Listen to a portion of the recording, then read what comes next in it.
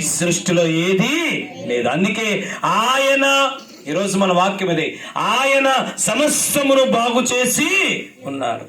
ఎవ్వరూ బాగు చేయకపోయినా, ఎక్కడా బాగు కాకపోయినా ఆయన మాత్రము బాగు చేయగలడు.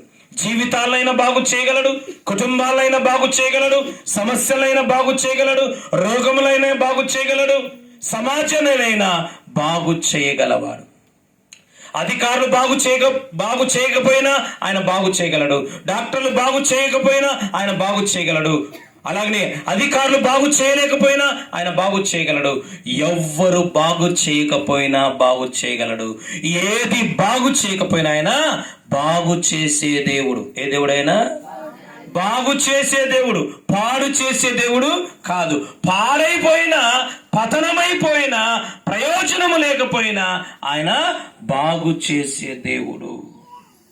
మరి బాగు చేసే దేవుణ్ణి మన దగ్గర పెట్టుకొని మనం బాగుపడకపోతే ఏమనాలి? మనన్న చెప్పాలి మీరే. ఏమనాలో చెప్పండి. ఉదాహరణ చెప్తాను.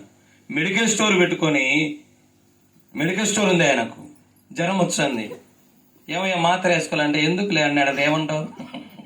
ఇక ఆ మాత్ర మీద నమ్మకం లేకపోవాలి, లేకపోతే ఈయన వైద్యమైనా తెలియకపోయి ఉండాలి. ఎందుకు? మెడికల్ స్టోర్లో నుండి జ్వరానికి నువ్వు మాత్ర వేసుకోకపోతే మెడికల్ స్టోర్ దేనికి అవసరమా? మరి బాగు చేసే దేవుని నువ్వు కలిగి ఉండి, బాగు చేసే దేవుని నువ్వు నమ్ముకొని, బాగు చేసే దేవుని నువ్వు వెంబడిస్తూ, మరి ఎందుకు ఈరోజు మనుషులు, కుటుంబాలు, సంఘాలు, సమాజం బాగుపడలేకపోతుంది? ఒకసారి మనం ఆలోచించాలి. ఒక ఆమె అనుకుందంట, మార్కు సువార్త 5వ అధ్యాయంలో,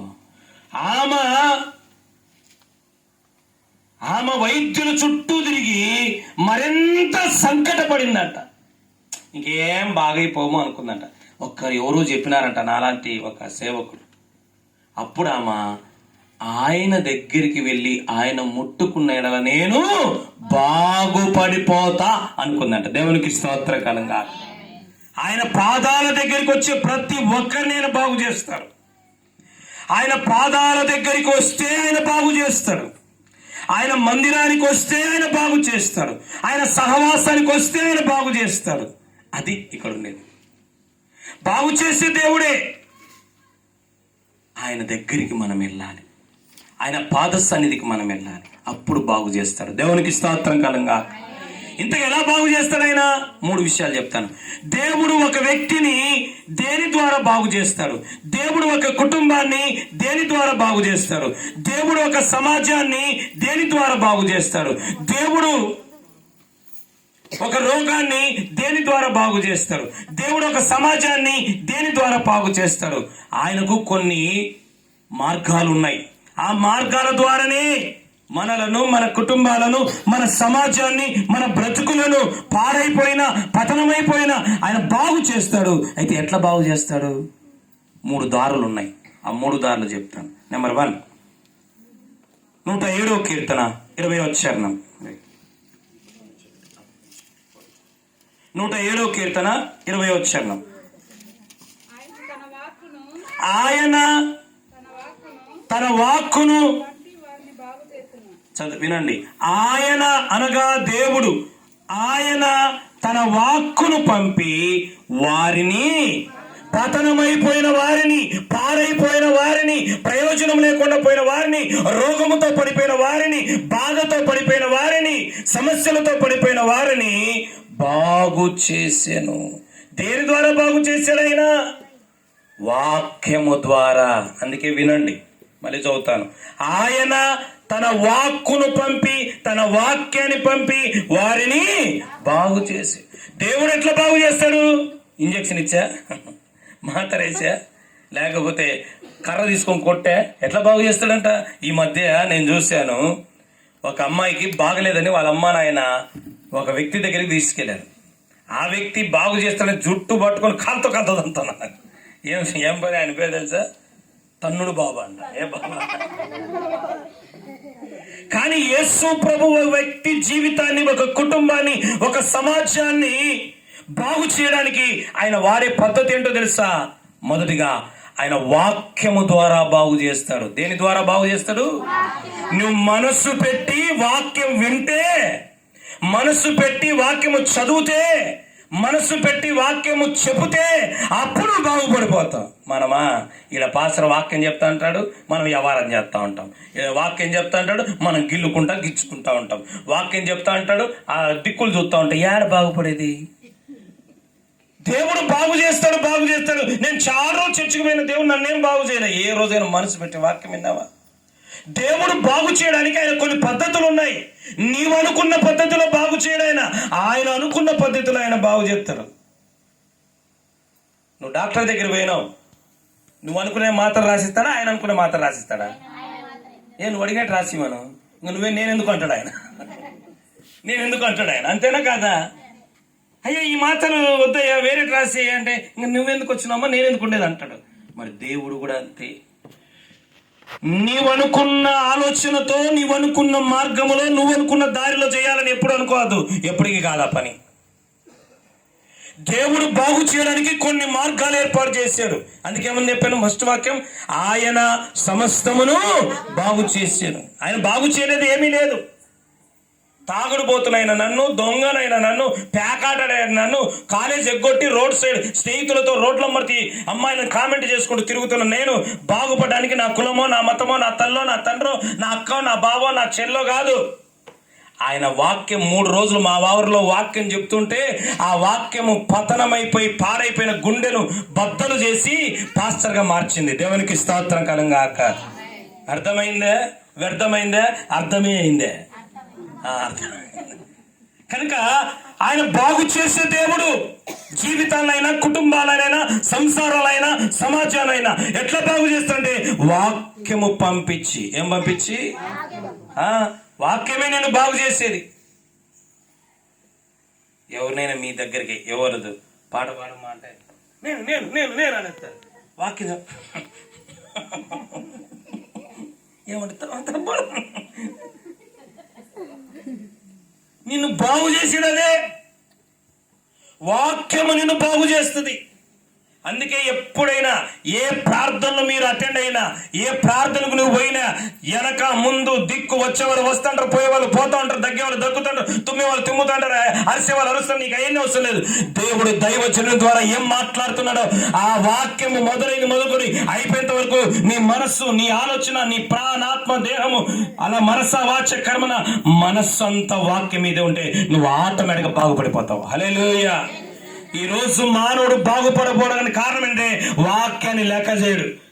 మాకు తెలిసిందే వాక్యం, ఎంతమంది చెప్పింటే విన్నాము మేము, అయినా ఏం బాగుపడినావు? నీకు తెలుసు వాక్యం, ఏం లాభం బాగుపడినావు? ఏమన్నా వాక్యం తెలియడం గొప్ప కాదు, వాక్యాన్ని పాటించడం గొప్ప విషయం. హల్లెలూయా. వాక్యం పాటించడం గొప్ప, తెలియడం గొప్ప కాదు. తెలియడము గొప్ప కాదు, అది ఆచరించడం గొప్ప. అందుకే ఆయన తన వాక్కును పంపి వారిని ఏం చేశాడంట? బాగు చేసాను. తన వాక్కును పంపి బాగు చేసి. ఒక ఆయన మనస్సు కాకావికలం అయిపోయింది, మనస్సు గాయమైపోయింది, మనస్సు దెబ్బ అయిపోయింది, మనస్సులో కుమిలిపోతున్నారు, మనస్సులో నిరాశ పడిపోతూ, నిస్పృహ పడిపోతూ, మనస్సంతా వేదనతో బాధపడుతుంటే దేవుడు ఎట్లా బాగు చేశాడో తెలుసా? కీర్తనలు ఆదికాండము 15వ అధ్యాయం. ఆదికాండము 15వ అధ్యాయం 1వ వచనం. ఒకరు గట్టిగా చదవండి. ఇది జరిగిన తర్వాత ఎవరి వాక్యము? పాస్టర్ అట్టే చెప్తాంటారులే. పాస్టర్ అట్టే చెప్తాంటారు. ఈయన ఇన్నట్టింటనాలా, అందుకే నువ్వు అట్టే ఉండిపోయాను. ఏమంటారు ఇక్కడ? పాస్టర్ది కాదు వాక్యం. ఎవరిదంట? చదువు మళ్ళా. ఇది జరిగిన తర్వాత యెహోవా వాక్యము అబ్రహామును కృంగిపోయి, కృషించిపోయి, నలిగిపోతూ, బాధపడుతూ, ఎవరికి చెప్పుకోక కృంగిపోతున్న, మానసిక వ్యాధితో అలమటించిపోతున్న అబ్రహామును యెహోవా వాక్యము దర్శించింది. దేవునికి స్తోత్రం కలుగాక. అబ్రహామా, ఎందుకు బాధపడిపోతున్నావు? ఎందుకు కృంగిపోతున్నావు? ఎందుకు నాకేమి లేదని అల్లాడిపోతున్నావు? డోంట్ వరీ, బీ హ్యాపీ అన్నాడు. దేవునికి స్తోత్రం కలుగాక. దేవుని వాక్యమే నీ గాయాలు కట్టేది, నీ మానసిక గాయాలు కట్టేది. నీ శారీరక గాయాలు కట్టేది, నీ ఆత్మీయ గాయాలు కట్టేది దేవుని వాక్యమే. అందుకే వాక్యం బాగా చదవండి. చదివినా, జనవరి రోజు చదివినా. ఎవరు చదివినా? క్రిస్మస్ కూడా చదివినా. అబ్బో, సంవత్సరానికి 3 సార్లు. జనవరికి, క్రిస్మస్కు, గుడ్ ఫ్రైడే, ఇంకోటి ఈస్టర్. 4 సార్లు. అబ్బ, 4 సార్లు కాదు, బండపల్లి చర్చిలో సంవత్సరానికి 3 సార్లు ఆది కంచి ప్రకటన వరకు చదివేస్తాండ్రు. ఎన్నిసార్లు? ఆది కంచి ప్రకటన వరకు బైబిల్ అన్ని పేజీలు 3 సార్లు, సంవత్సరానికి 3 సార్లు బైబిల్ కంప్లీట్ చేస్తున్నారు పిల్లలు. అట్లా చేయకపోతే ఏమైంది? డోలు కట్టి కాంగు కొట్టేస్తాం. హల్లెలూయా. ఎందుకంటే ఈ లోకములో మనం అన్నిటికంటే, పాటల కంటే, ప్రార్థన కంటే, ఆరాధన కంటే, చప్పట్ల కంటే, కాంగోల కంటే, అన్నిటికంటే ఎక్కువ క్రైస్తవుడు విలువ ఇవ్వాల్సింది దేనికి? వాక్యానికి. ఎందుకు? ఆయన తన నామము కంటే తన వాక్కును గొప్ప చేసెను. మీకు తెలుసా? ఈ లోకములో ఎఫెసీ పత్రిక అన్ని నామముల కంటే పైనామం ఆయనదైతే ఆయన ఏం చేశాడు తెలుసా? నా నామం కాదు గొప్పది, నా నామము కంటే పైన ఒకటి ఉంది అన్నాడు. ఏమిటంటే దేవుని వాక్యం. అది తెలుసా? అన్నిటికంటే ఎక్కువ విలువ వేయాల్సింది వాక్యానికి.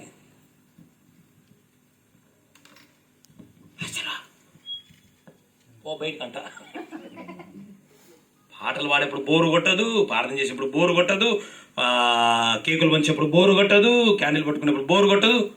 వాక్యానికి ఎక్కుతానే తొందరగా ముగిచో, వాళ్ళు అరుచున్నారు, అరుచింటి వమ్మను, భోజనం చేస్తారు, ఇంకా విత్తనమాను. మన దగ్గర ఎన్ని కుదరవు.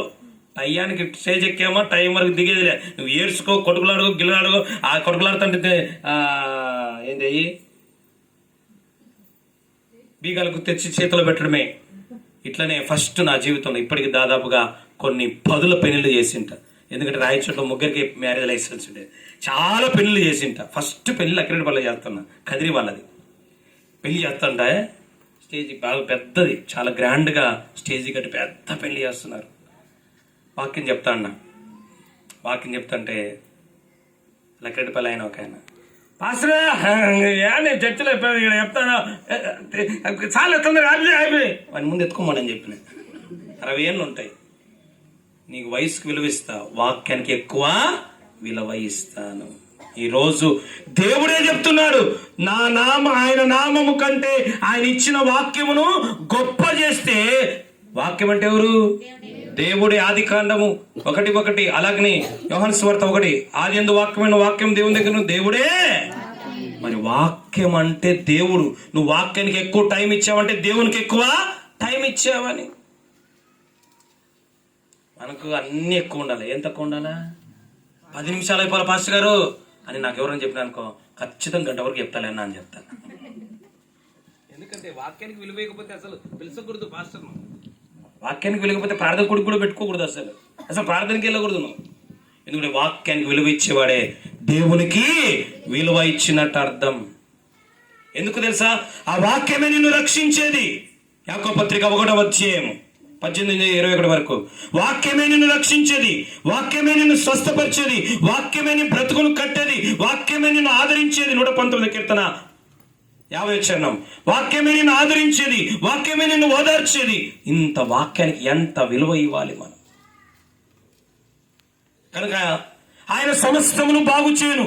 ఎట్లా బాగు చేస్తాడు మన జీవితాలు, మన కుటుంబాలను, మన బ్రతుకులను, మన బిడ్డలను అంటే వాక్యము ద్వారా. మొదటి దేని ద్వారా? వాక్యము ద్వారా. రెండో విషయం ఎలా బాగు చేస్తాడంటే ఆయన చూద్దాం. ఆది కాండము 20:17. ఆది కాండం 20:17.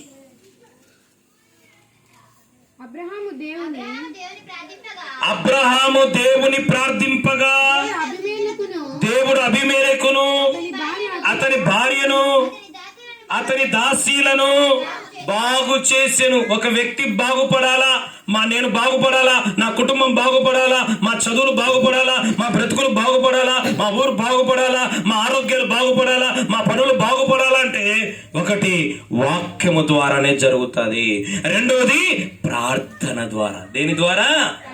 అబ్రహాము ప్రార్థన చేయగా అబీమెలెకు భార్య, అబీమెలెకు యొక్క దాస్యులందరినీ దేవుడు బాగు చేశాడు. ఎంత గొప్ప విషయం, ఎంత గొప్ప విషయం. ఈరోజు నిన్ను, నీ కుటుంబాన్ని, నీ బిడ్డలను అందరినీ బాగు చేసేది ఏంటో తెలుసా? ఎక్కడుందో తెలుసా రహస్యము? నువ్వు బాగుపడే రహస్యం ఏడుంది? మోకాళ్ళలోనే. ఎక్కడుంది అంటే ప్రార్థనలో ఉంది. ప్రార్థన.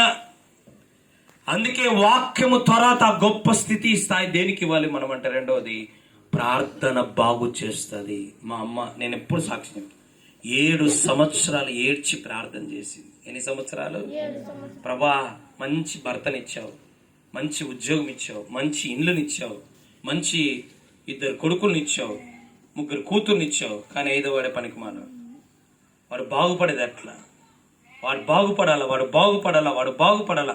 డబ్బు ఇచ్చావు, ఇండ్లు ఇచ్చావు, బిడ్డనిచ్చావు, కుటుంబం ఇచ్చావు, ఏం కొరత? ఉండేది ఒకటే కొరతే. పాడైపోయినాడు నా బిడ్డ, పతనం అయిపోయినాడు, చెడు వ్యసనాలు, చెడు తిరుగులు, చెడు జీవితం అయిపోయింది వాడి జీవితం. ఆఖరికి అందరూ అసహించుకున్న తల్లిగా నేను, వాడు నాకు పుట్టాడు కనుక నేను అసహించుకోలేకపోతున్నా అనే స్థితిలో నన్ను బాగు చేసింది ఏంటో తెలుసా? ప్రార్థన. ప్రార్థన జీవితాలను బాగు చేస్తుంది. ప్రార్థన కుటుంబాలను బాగు చేస్తుంది. ప్రార్థన వ్యాధులను బాగు చేస్తుంది. ప్రార్థన బాధలను బాగు చేస్తుంది. అందుకే ప్రార్థన.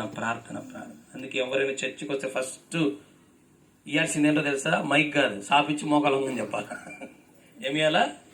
కొత్తగా చర్చి గౌరవం వస్తాను ఏం చేయాలి? పాఠం చేయకూడదు. ఏం చేయాలా? సాపు తీసుకొని మోకరించడం చెప్పని చెప్పాలి. ఫస్ట్ నేర్పించాల్సింది ఏంది? ప్రార్థన. తెలుసా? మొదటి సమూయేలు గ్రంథము చదవద్దులే, లేట్ అయిపోతుంది. ఫస్ట్ అప్పుడే చర్చికి వచ్చినాడు. ఎవరు? తల్లి హన్నా కొడుకుని తీసుకొచ్చింది సమూయేలు. చర్చికి తీసుకొని వస్తాను. వాడు చేసిన పని ఏంటో తెలుసా? ఫస్ట్ మోకాలొంగి సాగిల పడాను. దేవునికి స్తోత్రం కలంగాక. ఫస్ట్ తల్లి ఇంట్లో నేర్పించింది, నాయనా ప్రార్థన చేసుకోరా. నువ్వు చెప్పు, నువ్వు చేయ, నాకు చేసుకోమని చెప్తావే అంటారు వాళ్ళు. మనం చేయము, వాళ్ళకి చెప్తే వాళ్ళంటే నువ్వు చేస్తావు, నేను చేసేది అంటారు వాళ్ళు. మనం చేస్తే చెప్పాల్సిందే, ప్రార్థన చేసుకోవాల్సిందా. నువ్వు మోకరిస్తావు ఉంటే వాళ్ళు ఒక రోజు మోకరిస్తారు. నువ్వు ఉపవాసాలు ఉంటే వాళ్ళు ఉపవాసం. నా కూతురు 40 రోజులు ఉపవాసం ఉంటాయని మొదలు పెట్టింది. వారం రోజులు మొదలు పెడితే నేను బలవంతంగా ఆపేసే. ఎందుకు ఆపేసే తెలుసా? వారం రోజులు ఉంది. వారం రోజులు, సోమవారం నుండి ఆదివారం నుంచి ఆది వరకు వారం రోజులు ఏం తినుకోకుండా ఓన్లీ సాయంత్రమే ఉంటే నేను బలవంతంగా ఆపాను. ఎందుకు ఆపానంటే స్కూల్కి వెళ్తా ఉంది. ఉపవాసం అంటే ఏంది చెప్పండి? ఉపవాసం అంటే ఏంది? అదే ప్రార్థనలో ఉపవాస. ప్రార్థన అంటే ఏంది? ప్రార్థన ఉపవాసం అంటే అర్థమైంది. ఉప అనగా వేరొక, వాసం అంటే నివసించడం. అంటే అన్నిటికీ పక్కన పెట్టి దేవునితో గడిపేదాన్ని ఏమంటారు? ఉపవాసం. నేను 10 నుంచి సాయంత్రం వరకు ఏం తినలే, కానీ ఊరంతా తిరిగి వచ్చినాయి. దాన్ని ఉపవాసం అన్నారు. కడుపు కాల్చుకోవడం అంటారు. ఏమంటారు దాన్ని? ఉపవాసం అంటే ఒక పూట ఉంటావా, 2 పూటలు ఉంటావా, 40 రోజులు ఉంటావా, ఎన్ని రోజులు ఉంటావు, తప్పు కాదు. ఉన్న సమయం ఏం చేయాలా? పాటలు పాడుకోవడానికి, బైబిల్ చదువుకోవడానికి, ఆరాధన చేసుకోవడానికి, స్తుతించడానికి, దానికి వాడితేనే ఉపవాసం అంటారు దాన్ని. నువ్వు మాత్రం 3 పూటలు తినవు, కానీ ఊరంతా తిరిగి వచ్చావు, అన్ని పనులు చేస్తావు. దాని ఉపవాసం అంటే, ఉపవాసం అంటే ప్రార్థనలో గడపడం, వాక్యంలో గడపడం, ఆరాధనలో గడపడం. అదంతా చేయకోకుండా నేను డ్యూటీకి పోయినా కానీ ఏం తిన్నా, దాని కడుపు కాల్చుకోవడం అంటారు. ఏమంటారు దాన్ని? అంతే, దాన్ని కడుపు కాల్చుకోవడం అంటారు. ఏం తినకపోతే కడుపు కాలింది అని అర్థం. ఏమి తినకుండా ప్రార్థన చేసుకుంటూ ఉంటే ఉపవాసం అంటారు. అది హల్లెలూయా. ఇంతకు మనం ఏం చేస్తున్నాం మీకే తెలియదు. దేవునికి స్తోత్రం. చాలా మంది అనలేదంటే అటోళ్ళే ఉన్నారు అంటారు. కనుక జీవితాలు బాగుపడాలంటే ప్రార్థన, ఉపవాసమే ఉండాలి. యేసు ప్రభు దగ్గరికి ఒక పిల్లోని తీసుకొని వచ్చినారు. వానికి ఒక రోగం, నీళ్లు కలపడితే నీళ్ళలో పడిపోతాడు, రాయి మీద పడితే రాయిల మీద పడిపోతాడు, అగ్గిలో కన్నా అరుగులో పడిపోతుంటాడు. ఆ తండ్రి వచ్చి యేసు ప్రభు దగ్గర పోతే శిష్యులు అన్నారు, మేము ప్రార్థన చేస్తే పోతాలేరా, తీసుకురా, యేసు నామములో పో, నేను బానా, సరే నేనే పోతాను. ఇక లాస్ట్కి యేసు ప్రభు వచ్చి స్వస్థపరిచాడు, దయ్యం వెళ్ళగొట్టాడు, రోగం స్వస్థపరిచాడు. సీక్రెట్గా శిష్యులు వచ్చి అడిగారు, మేము వెళ్ళగొట్టలే, నువ్వు వెళ్ళగొట్టినవే, ఏం కారణం అంటే ఆయన అన్నాడు, ఉపవాసము వలనే గాని మరి దేని వలనైనను ఇలా వదిలిపోవుట అసాధ్యం, ఇంపాసిబుల్ అన్నారు. మన జీవితంలో ఏదైతే ఏళ్ల తరబడి సంవత్సరాల తరబడి నా జీవితంలో ఇది అసాధ్యం అనిపిస్తుంది, ఇది కుదరదు, ఇది కాదు, ఇది అవ్వదు అనుకుంటున్నామో అవన్నీ ఎప్పుడు కుదురుతాయో తెలుసా? ప్రార్థనతో పాటు ఉపవాసము ఉన్నప్పుడు. ఉపవాసము అనగా అన్నిటికీ అందరికీ దూరముగా కొంత సమయం ప్రభుతో గడపడం, వాక్యముతో గడపడం, ఆరాధనతో గడపడాన్ని ఉపవాసము, సహవాసము అంటారు. అప్పుడు ఏమైంది తెలుసా? శిష్యులకు చెప్పాడు, ఉపవాసం ఉంటేనే అద్భుతాలు జరుగుతాయి, ఉపవాసం ఉంటే స్వస్థతలు జరుగుతాయి, ఉపవాసం ఉంటే దయ్యములు పారిపోతాయి, ఉపవాసం ఉంటే అద్భుతాలు జరుగుతాయి, ఉపవాసం ఉంటే జీవితాలు బాగుపడతాయి. అందుకే ప్రార్థన ద్వారానే కాటిమైకుంటకు సువార్తకి వెళ్ళాము. ఒక 10-15 మంది, ఎక్కడ పోయినా ఒక 10-15 మంది పోతాం. పోయి ప్రార్థన మొదలైంది. పాస్టర్ ఏమో పాట పాడుతుంది, నేను ఎవరో పాట పాడుతున్నా. పాట అయిపోయి వాక్యం నిలబడి ఉన్నా. అంతలోకే ఆ ఊర్లో ఒక మామూలుగా లేదు అసలు ఆ మనిషి. ఎన్నో ఏళ్ళ నుంచి దయ్యం పట్టి ఉంది. ఆ పక్క 5-6 మంది మొగోళ్ళు, ఈ పక్క 5-6 మంది ఆడలు పట్టుకుంటున్నాయి. అసలు కంట్రోల్ కావడం లేదమ్మా, అంత భయంకరమైన శక్తి ఉంది. ఇక అప్పుడు నేను ఇంకా మనతో పాటు పరిచయం చేసే బిడ్డ ఇద్దరం వెళ్ళి, యేసు క్రీస్తు నామములో, మాకేం పవర్ లేదు, ఏం లేదు, పాస్టర్లు ఏం దేవుళ్ళు కాదు, దేవదూతలు కాదు. ఎవరు చేస్తారు అద్భుతాలు? దేవుడు చేస్తాడు. పాస్టర్లు కాదు చేసేది. ఎవరు చేసేది అద్భుతాలు? దేవుడు చేస్తాడు. మా చేతిలో మట్టే ఉంది, మీ చేతిలో ఏముంది? మట్టే ఉంది. కాకపోతే మీకు మాకు తేడా ఏంటంటే ఎక్కువ ప్రార్థనలు గడుపుతాం. అట్లా మీరు గడిపితే మేము ఏదైతే మా ద్వారా జరుగుతుందో అదే మీ ద్వారా కూడా జరుగుతుంది. హల్లెలూయా. ఏమేం పైనుంచి దిగేవి రాలే. మాకెంత మేము కలిగి ఉన్న విశ్వాసం, మేము కలిగి ఉన్న ప్రార్థన, మేము కలిగి ఉన్న ఉపవాసం, మేము కలిగి ఉన్న ఆత్మీయత మీరు కలిగి ఉంటే మా ద్వారా చేసే దేవుడు మీ ద్వారా కూడా చేస్తాడు. దేవునికి స్తోత్రం కాలంగా అక్క. అంతే తేడా. ఏమంటే ఒకటే మీకు మాకు తేడా. పరిచర్య కొరకు దేవుడు మమ్మల్ని అభిషేకించాడు అంతే. హల్లెలూయా అని తలెగరేయాక పాసరా నువ్వు నేను ఒకటే అంటేనే చేరు పక్కన కూర్చుంటా, ముందు సాపు కూడా తీసి మట మీద కూర్చోబెట్టి చెప్తా. రోజా అన్నిట్లో సమానమే, కానీ దేవుడిచ్చిన సేవ పిలుపు మాత్రమే అది అన్నిటికీ సేవకునికి మనం వేరు చేస్తుంది. ఆ విషయంలో మనకంటే దైవజనుడు ఒక మెట్టు ఎక్కువ. మిగతాదంతా ప్రార్థనలో, వాక్యంలో, విశ్వాసంలో అంతే. కానీ పిలుపులో ఒక స్థానం దేవుడు మాకిచ్చాడు అంతే. దాన్ని మీరు కూడా పొందుకొని సేవ చేస్తే సంతోషం. హల్లెలూయా. కనుక ప్రార్థన చేయండి. నేను చెప్తా అంటాను, తూతు మంత ప్రార్థనలు, మొక్కుబడి ప్రార్థనలు, ఆచార ప్రార్థనలు చేయకండి. పోతారు ఇటు పోతారు సర్రనేమో సీరియస్గా. దేవుడు నిన్ను కాచి కాపాడు. ప్రభా నేను ఈ మాట నెరవేరాలి, ఈ రోజు ఎట్లయినా యేసు నామములో ప్రార్థన చేసి ఈ వాక్యం ఈరోజు నెరవేర్చుగలగా. ఆమేన్. నీళ్ళు తలుపు కూడా దాటిపోదు ఆ ప్రార్థన. పరలోకానికి ఎట్టన్నా కానీ ఆడ దాటిపోదు, తలుపు కూడా దాటిపోదు. ఇది అలవాటు అయిపోయింది. ఒక వాక్యం చూసుకుంటే తప్పుగా చదవడం, ఒక వాక్యం చూసుకుంటే ప్రార్థన చేసి ఇక అసలు ఆ రోజులో ఎప్పుడైనా ప్రార్థన చేసేవా చేసుకో, తప్పు కాదు. కానీ ప్రార్థన టైము వేరు, ప్రార్థన టైము వేరు. అట్లా చేసుకోవడం తప్పని నేను, కానీ ప్రార్థన చేసుకోకపోవడము తప్పు. అది నేను చెప్పేది. కనుక ఎవరైతే ప్రార్థనలో ఎక్కువ గడుపుతారో, ఎవరైతే ఉపవాస అనుభవం ఉంటారో వారిని దేవుడు ఏం చేస్తాడంట? బాగు చేస్తాడు. ఇంకో మాట చెప్పంటారా? నువ్వు ప్రార్థన చేస్తే, అబ్రహాము ప్రార్థన చేస్తే అభిమేకులను కూడా బాగు చేసినట్టుగా, భర్త ప్రార్థన చేస్తే భార్యను దేవుడు బాగు చేస్తాడు, భార్య ప్రార్థన చేస్తే భర్త బాగు చేస్తాడు, బిడ్డలు ప్రార్థన చేస్తే తల్లిదండ్రులు బాగు చేస్తారు, తల్లిదండ్రులు ప్రార్థన చేస్తే బిడ్డలను బాగు చేస్తారు, విశ్వాసులు ప్రార్థన చేస్తే ఊరినే దేవుడు బాగు చేస్తాడు. హల్లెలూయా. కనుక ప్రార్థనకు అంత శక్తి ఉంది. అందుకే మన దేవుడు బాగు చేసే దేవుడు. ఎవరు చేయకపోయినా, ఏ దాని ద్వారా బాగుపడకపోయినా, ఒకటి వాక్యం ద్వారా బాగు చేయను, రెండవది ప్రార్థన ద్వారా బాగు చేయను. మూడో మాట చెప్పుకొని ముగించుకుందాం. మూడో మాట చదువుకుందాం ఒకసారి. మూడో మాట చదువుకొని మనం ప్రార్థన చేసుకున్నాం మీ కుటుంబం కొరకు. లూకా సువార్త 22వ అధ్యాయము 51వ వచనం. లూకా 22:51. దొరికిందా? అయితే యేసు వాని చెవి ముట్టి బాగు చేసెను.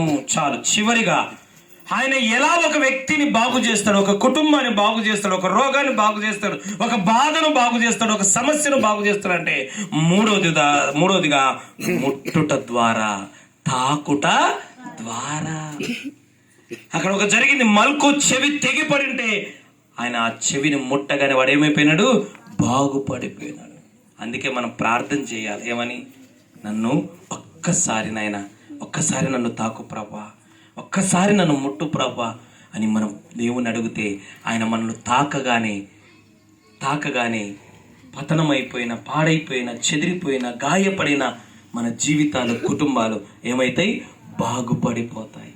ఒక విషయం చెప్పమంటారా, భర్త చనిపోయినాడు, ఆడమొకతే ఉంది, ఆమెకు ఒకే కొడుకు, వెనక ముందు ఎవ్వరు లేరు, వాడు కూడా చనిపోయినాడు. ఇక ఎవరు తోడు, ఎంత బాధ.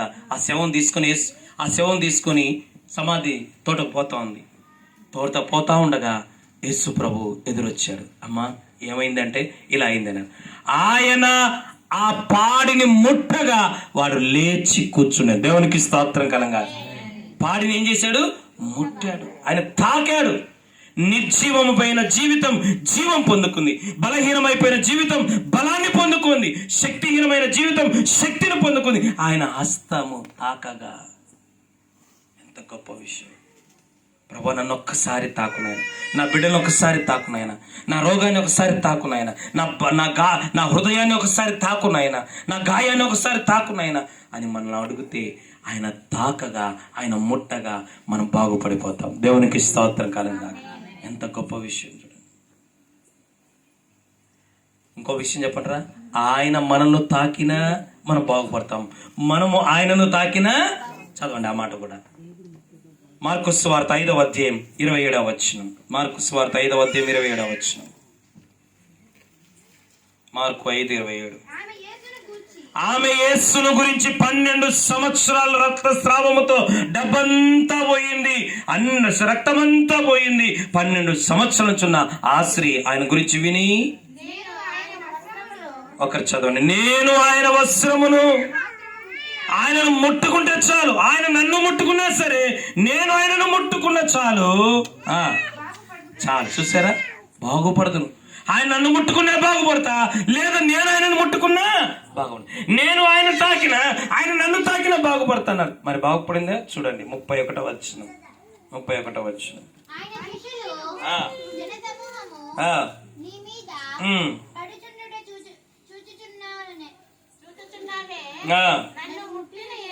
చూసారా, నన్ను ముట్టింది ఎవరు? ఎందుకో తెలుసా, ఎప్పుడైతే ముట్టారో ఆయనలో నుంచి ప్రభావము ఆమెలోకి వెళ్ళిపోయింది.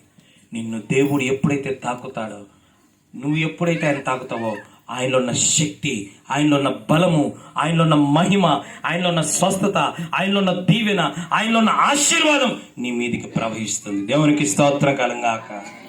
అందుకే మన దేవుడు బాగు చేసే దేవుడు. పాడైపోయిన జీవితాలు, పాడైపోయిన ఆరోగ్యాన్ని, పాడైపోయిన చదువులను, పాడైపోయిన పదవులను ఆయన బాగు చేసే గొప్ప దేవుడు. మనుషులు పాడు చేస్తారు, లోకం పాడు చేస్తుంది, సైతాను పాడు చేస్తుంది, కానీ నా దేవుడు బాగు చేసే దేవుడు. దేని ద్వారా బాగు చేస్తాడంటే, ఒకటి వాక్యము ద్వారా. అందుకే బాగా చదవండి, వాక్యం బాగా వినండి, వాక్యం బాగా రాసుకోండి, 10 మందికి వాక్యం చెప్పండి, బాగుపడిపోతాం. రెండవది ప్రార్థన ఎక్కువ టైం. ఖాళీ దొరికిందా, బాతకానాలు చేయకండి, వ్యవహారాలు చేయకండి, మోకరించి తలపేసుకోవాలి, చెప్పి గడుపు ప్రార్థన. పోరాడు దేవునితో. పోయిన ఆన్లైన్ పేర్లు చెప్పాం కదా, నీవు నన్ను దీవిస్తేనే కానీ నేను నిన్ను విడిచిపెట్టి. ఆన్లైన్ పేర్లు 2 ప్రతి నెల 2వ శుక్రవారం 2 ప్రసంగాలు. బయట నుంచి ఒక సేవకులు వస్తారు, నా ప్రసంగం ఒకటి ఉంటుంది, వాళ్ళ ప్రసంగం కూడా ఒకటి ఉంటుంది. ఎంత అద్భుతంగా 9:30 నుంచి 3 గంటల వరకు జరుగుతుంది ప్రార్థన, పాటలు, ప్రార్థన, ఆరాధన. నన్ను దీవిస్తేనే ప్రభా. ప్రార్థన చెయ్యి. ఆరోగ్యం బాగుంటే, ఒకవేళ మందులు వాడుతుంటే కనీసం ఒక పూటైనా, ఆ ఉపవాస వారంలో ఒక్క పూటైనా ఉండి ప్రభుతో గడిపితే దేవుని గొప్ప కార్యాలు మన జీవితంలో జరుగుతాయి. చివరిగా ఆయన మనల్ని తాకుట ద్వారా, ఆయన మనల్ని ముట్టితే, లేదా మనం ఆయన తాకిన. అందుకే ఒక ఆయన పాట పాడతాను. చెయ్యి పట్టుకో, నా చెయ్యి పట్టుకో, పడిపోకుండా నేను జారిపోకుండా, యేసు నువ్వు నా చేయి పట్టుకుంటే చాలు నాయన, నేను బాగుపడిపోతా. దావీదు కుమారుడా, దావీదు కుమారుడా, దావీదు కుమారుడా, నన్ను దాటిపోకయా, నజరేతువాడా నన్ను విడచిపోకయా. దావీదు కుమారుడా, నన్ను దాటిపోకయా. నాయన నన్ను దాటిపోకు, ఒక్కసారి నన్ను చూడు ప్రభా. ఈరోజు నువ్వు కూడా అలా ఉండగలిగితే దేవుడు మన జీవితాన్ని బాగు చేస్తాడు, మన కుటుంబాలను బాగు చేస్తాడు, మన బ్రతుకులను ఆయన బాగు చేస్తాడు. ఆయన బాగు చేసే దేవుడు. ఎవ్వరు బాగు చేయకపోయినా పర్వాలేదు, ఆయన బాగు చేస్తాడు. ఏ దాని ద్వారా బాగుపడకపోయినా సరే ఆయన బాగు చేసి. కళ్ళు మూసుకుందాం, ప్రార్థన చేసుకుందాం. హల్లెలూయా.